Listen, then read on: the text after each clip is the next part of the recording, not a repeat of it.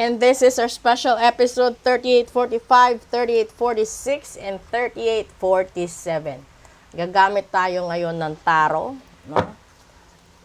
This is a cosmic card. Alamin natin kung ano ba yung tinutukoy niya doon sa mga bad karma at sa mga healthy issues at sa mga pagiging ikaw sa buhay mo. And this is always a general reading. Kukuha ulit tayo dito ng tatlo. Una, Page of Wands. Diba? Ito yun. Pangalawa, ay, nagkaroon agad ng Judgment. And pangatlo, this is the Knight of Swords. Okay.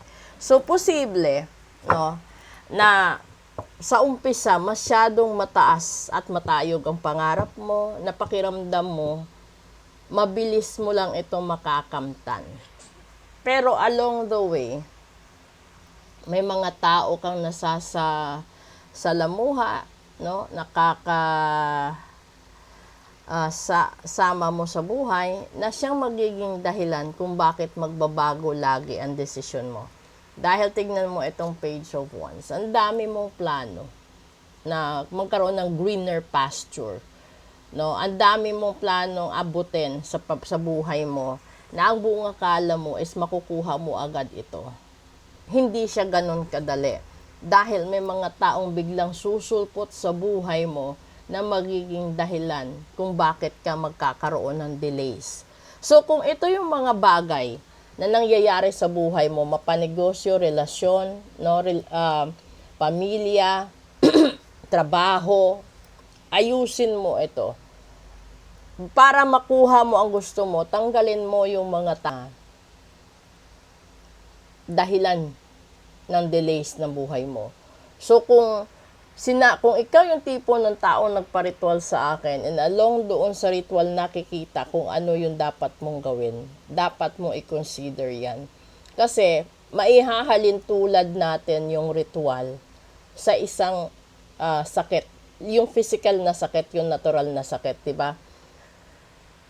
Kasi sa atin, sa Pinoy, kapag lagnat lang, sakit ng ipin, mga ganon-ganon, diba? Hindi na tayo nagpupunta ng mga ospital. Hindi na tayo nagpapa-check up. Kasi yung laman ng isipan natin, check up palang mahal na. And then yung kasunod nun, may laboratory. And then yung kasunod nun is may reseta. Kaya tayo umiiwas sa parte na yan, diba? So, hihintayin pa talaga natin na lumala. Tapos, kapag malala na, andun na yung anxiety, yung stress natin, 'di ba? Na pupunta tayo ng ospital magpapa-check up. Yung buong akala natin, naninikip lang yung dibdib natin. Or sabihin natin, ilipat natin sikmura. No, sakit lang ng tiyan. Ang buong akala mo sakit lang ng tiyan. Nung binigyan ka na ng laboratory test, diba merong mga stool, CBC, urine, ganon. Kapag hindi siya kontento sa mga ganon, diba sasabihin pa, then you go with ultrasound, hanggang you go with CT scan. Diba? Tapos, doon makikita, titignan yung x-ray mo, titignan yung ganyan-ganyan, yung result niya, doon makikita minsan. Kasi yung worst, nagkakaroon pa ng MRI yung iba. May 2D, 3D, 4D, no, na ultrasound. And meron pa din mga ganon. Ngayon, yung ritual ganon din. So, hindi siya po pwede na sasabihin mo na magpa-ritual ka. Iba yung ritual sa kalusugan, ritual sa pera, sa trabaho, sa pag-ibig, sa pamilya, sa kaso, sa mga kung ano-ano pa ang gusto mong iparitual. Magkaiba silang lahat. Kasi iba-iba yung intentions mo eh. Kaya iba din yung set ng ritual. Di pa kasama yun sa bawat tao na madadamay sa ritual mo. So kung sasabihin mo na iparitual mo sarili mo para magkaayos kayo ng asawa mo, pwede. Iparitual mo yung sarili mo para gumanda ang ugali ng anak mo, bumalik sa matinong pag-iisip, matanggalan siya ng bisyo, pwede. Pero, magkaiba. Halimbawa, 3 yung anak mo. Siyempre, iparitual mo isa-isa. Ipa-cleansing mo isa-isa. Kung sa tingin mo naman, meron kang karelasyon na napaka magulo dahil nakikialam yung in-laws mo, yun din, iparitual mo din. And then, along sa ritual na yun, makikita sino ang puno at dulo ng mga problema mo. At yun, kapag sinabi ko na puno't dulo yun, sila yung mga ganito, yung mga factors na mga ganito, i-consider mo yan. Kasi ang ritual is isa ding proseso at hindi ito magic. Kaya sinasabi ko sa inyo, kapag instant yung nangyayari, kapag magic ang binanggit, gawain ng demonyo yan. Kasi alam natin na kapag gawa ng Diyos or kagustuhan ng Diyos, hindi nangyayari yan ng bigla-bigla. Dinadaan ka sa proseso. Sinusubukan ka. Pero, hindi dun kasama yung paninira ng kapwa-tao mo.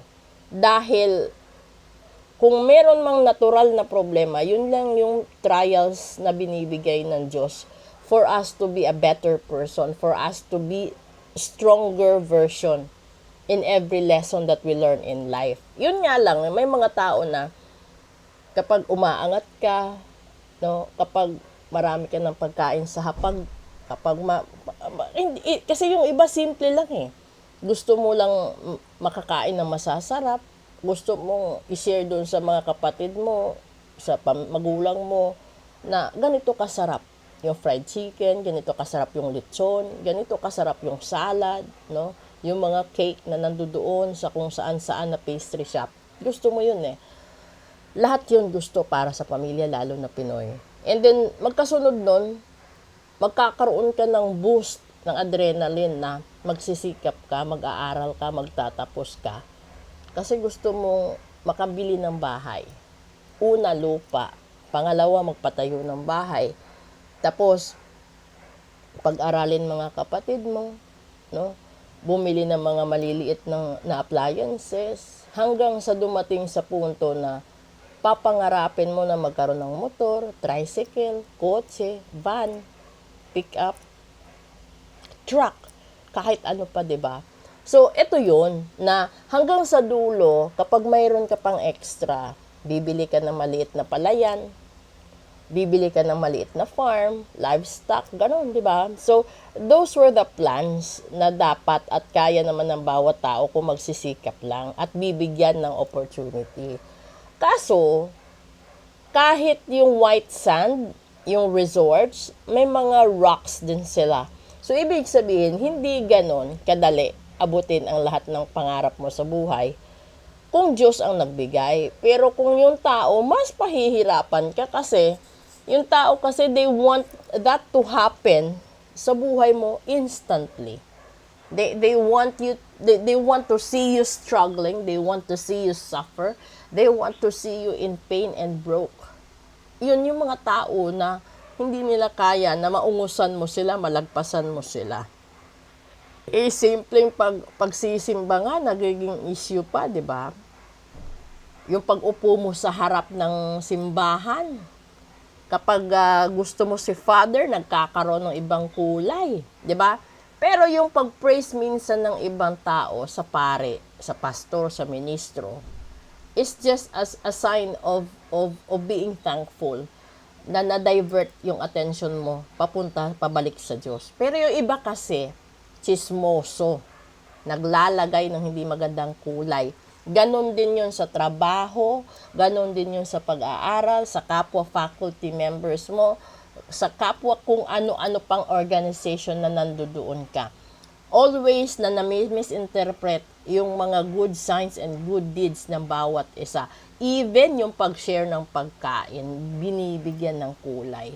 So kung may ganyan kayo sa paligid nyo, kailangan nyo magpa-cleansing para hindi kayo malagay sa isang danger zone. Okay? Proceed tayo sa English episode natin. Maraming salamat. Sa gustong magpabook ng full private reading, message lang po kayo. Thank you!